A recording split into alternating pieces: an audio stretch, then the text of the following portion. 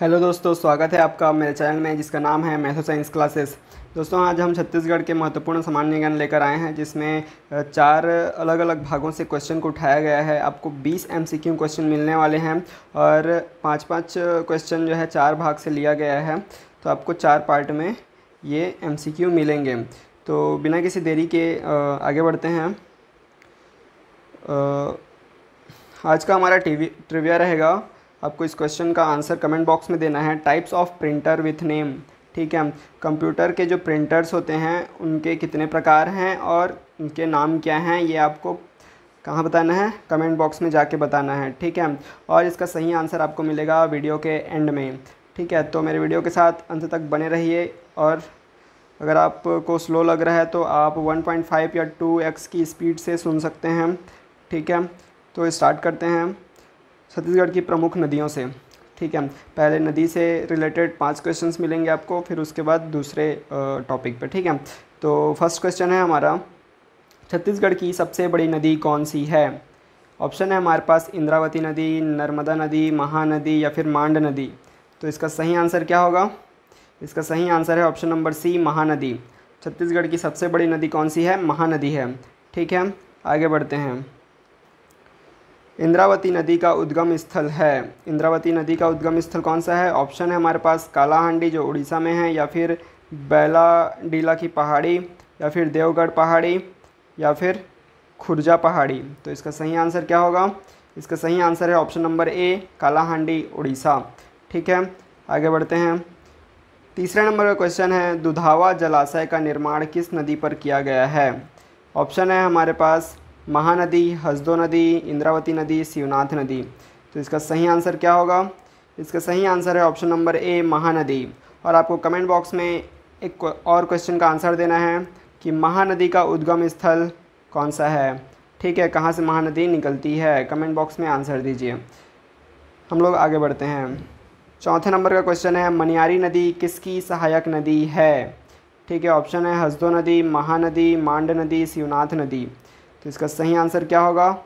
इसका सही आंसर है ऑप्शन नंबर डी, शिवनाथ नदी, ठीक है। मनियारी नदी की सहायक नदी है शिवनाथ नदी। अगला बढ़ते हैं। चित्रकूट जलप्रपात जो बस्तर ज़िले में है कौन सी नदी पर स्थित है। ऑप्शन है इंद्रावती नदी, सबरी नदी, कोटरी नदी या नारंगी नदी। तो इसका सही आंसर क्या होगा? इसका सही आंसर है हमारा ऑप्शन नंबर ए, इंद्रावती नदी, ठीक है। इंद्रावती नदी क्या है?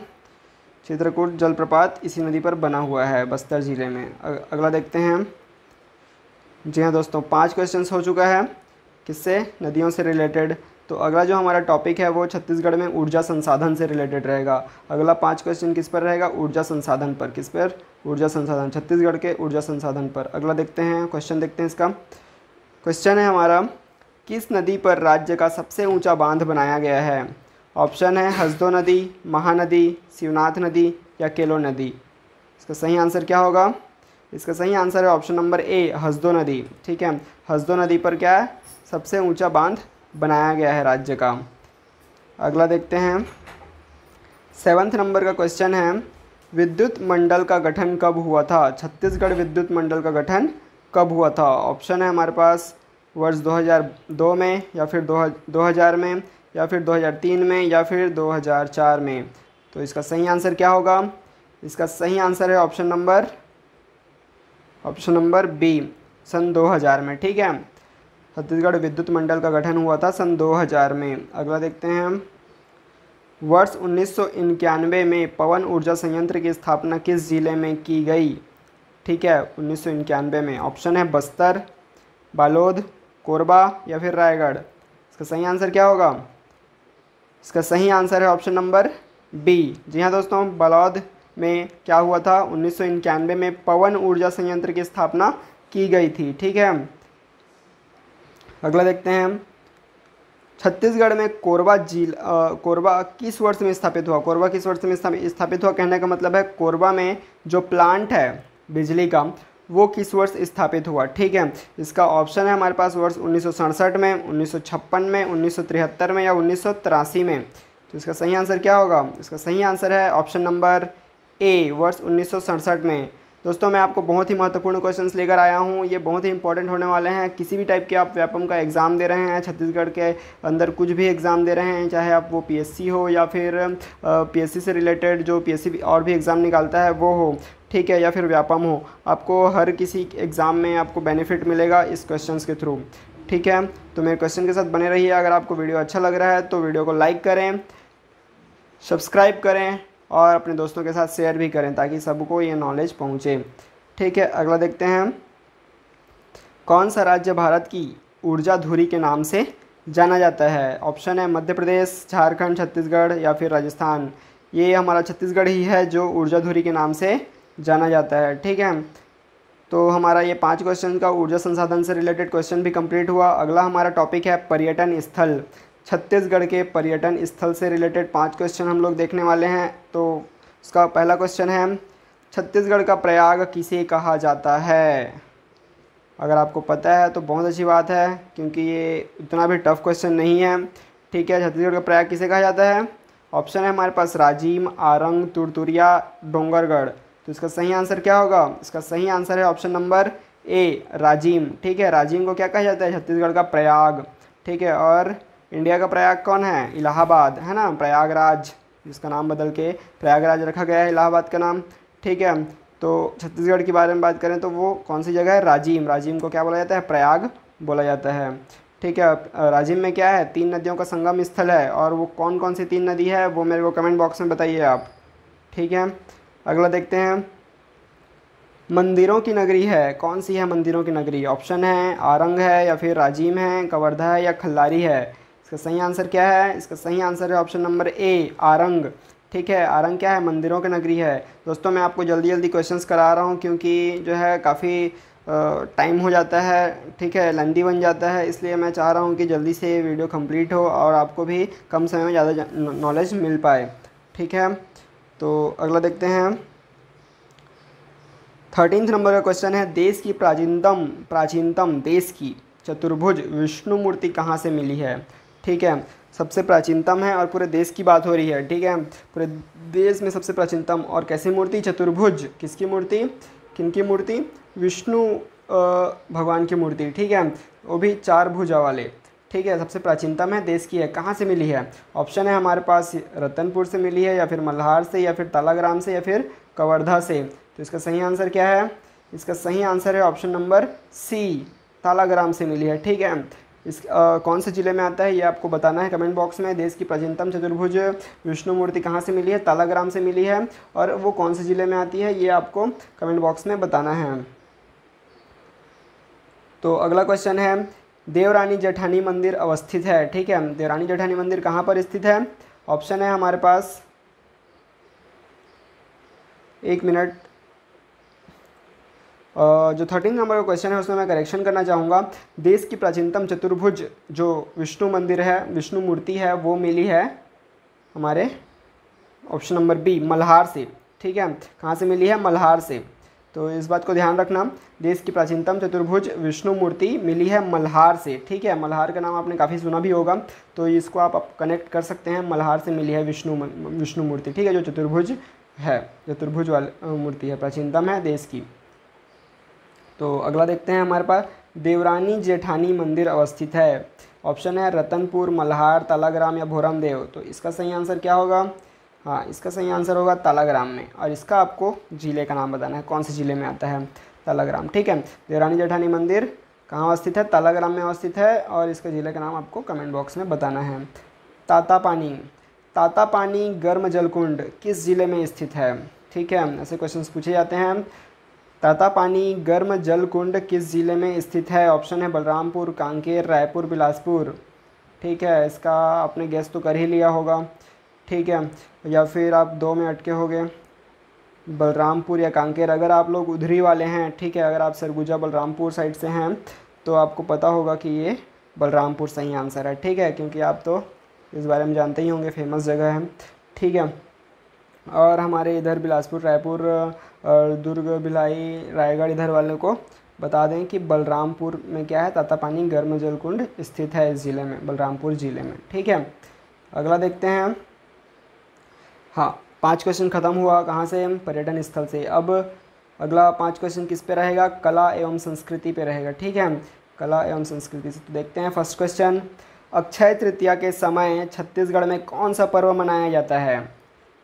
ऑप्शन है पुत्रा पुत्री, गोरा गौरी, भोजली या जवारा। तो इसका सही आंसर क्या होगा? इसका सही आंसर है ऑप्शन नंबर ए, पुत्रा पुत्री।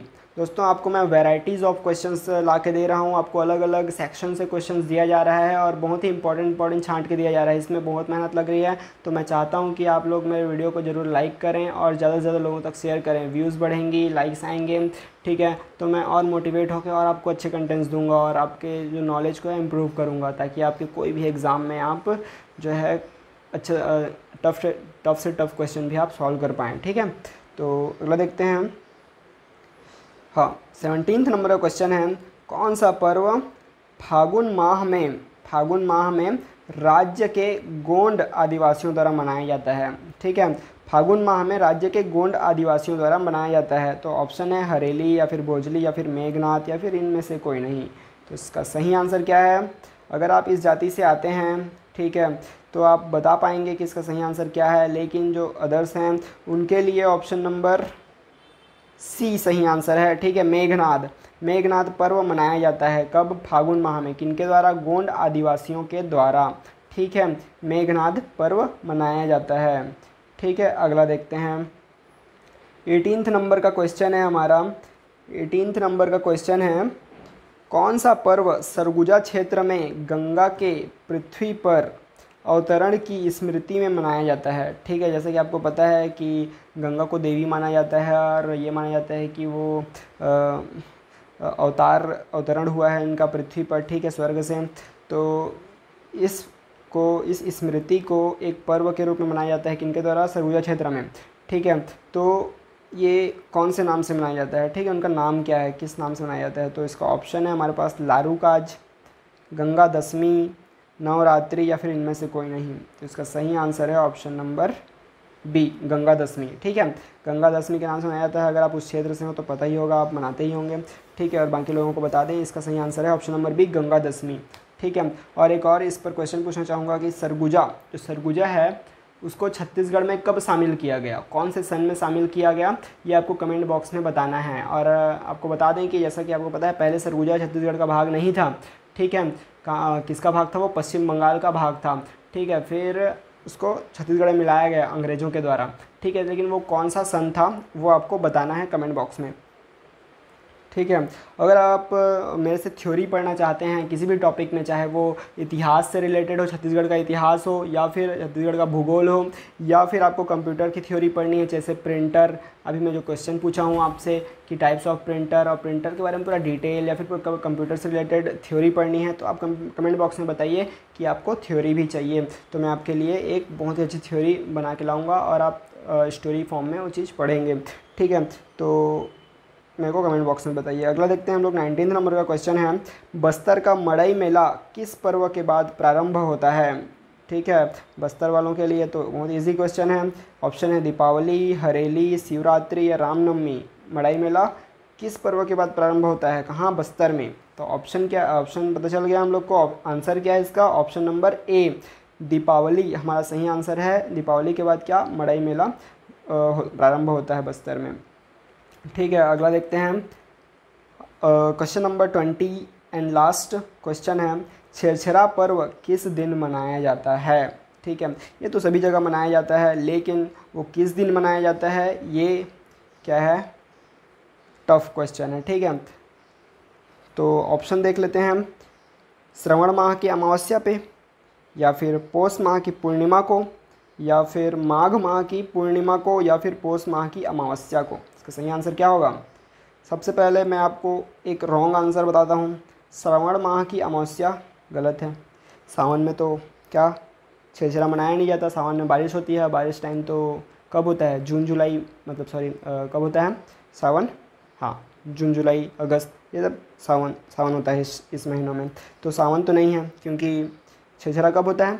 दिसंबर, जनवरी, इस टाइम में होता है। तो जून जुलाई वाला महीना तो ख़त्म। क्या बचा? पौष बचा, माघ बचा। ठीक है, तो पौष माघ, पौष का 2 ऑप्शन है। तो ऑप्शन क्या है हमारे पास, या तो पूर्णिमा में या फिर अमावस्या में। अमावस्या वाला कैंसिल, अमावस्या में होता ही नहीं है। कब होगा, पूर्णिमा में, तो पौष की पूर्णिमा में या फिर माघ की पूर्णिमा में। ठीक है, अब आपको बता दें छेरछेरा के बाद क्या आता है, 20 दिन बाद होली आती है। तो होली कब आती है, फागुन में आती है। तो फागुन के 1 महीने पहले क्या होगा, पौष होगा। पौष होगा ना, इसका सही आंसर है ऑप्शन नंबर बी, पौष। ठीक है, पौष माह की पूर्णिमा को क्या मनाया जाता है, छेरछेरा मनाया जाता है। ठीक है, अगला देखते हैं।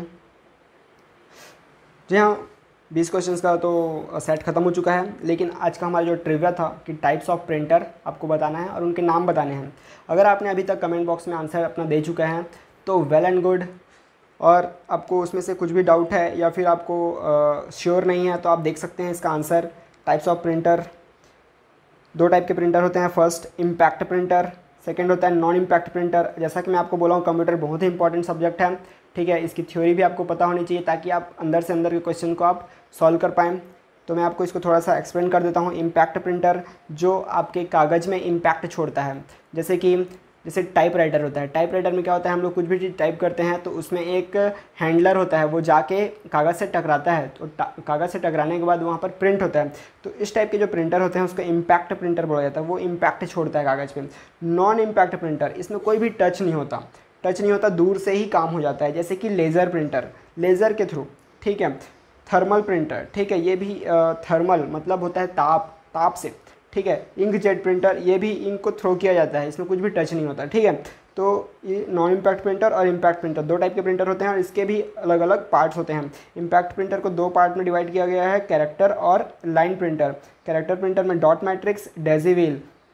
ठीक है, इन सब की आपको थ्योरी पता होनी चाहिए कि ये क्या काम करती है, ये कैसे काम करती है। तो इन चीज़ों के ऊपर मैं आपको थ्योरी बता सकता हूँ। आप मेरे को कमेंट बॉक्स में बताइए। अगर आप मेरे से जुड़े रहना चाहते हैं तो सब्सक्राइब करें।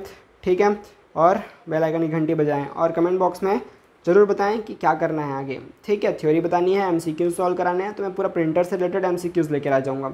ठीक है, और ऑलरेडी प्रिंटर से रिलेटेड एमसीक्यूज़ आपको मिलेंगे मेरे कंप्यूटर प्लेलिस्ट में, जाकर आप देख सकते हैं। ठीक है, तो मेरे साथ जुड़े रहिए। और आज के लिए इतना ही। जैसे कि आज का ट्रिविया था, उसका आंसर है टाइप्स ऑफ प्रिंटर। 2 टाइप के होते हैं, impact printer, non impact printer. फिर नॉन इम्पैक्ट प्रिंटर 3 टाइप के होते हैं, और भी टाइप्स होते हैं। जैसे आपको पता है कि कंप्यूटर्स के क्षेत्र में और बहुत जल्दी क्या है, इलेक्ट्रॉनिक क्षेत्र ग्रो कर रहा है, तो और ज़्यादा प्रिंटर्स बन रहे हैं और आ रहे हैं। और भी प्रिंटर्स मैं आपको उसके बारे में डिटेल बताऊँगा।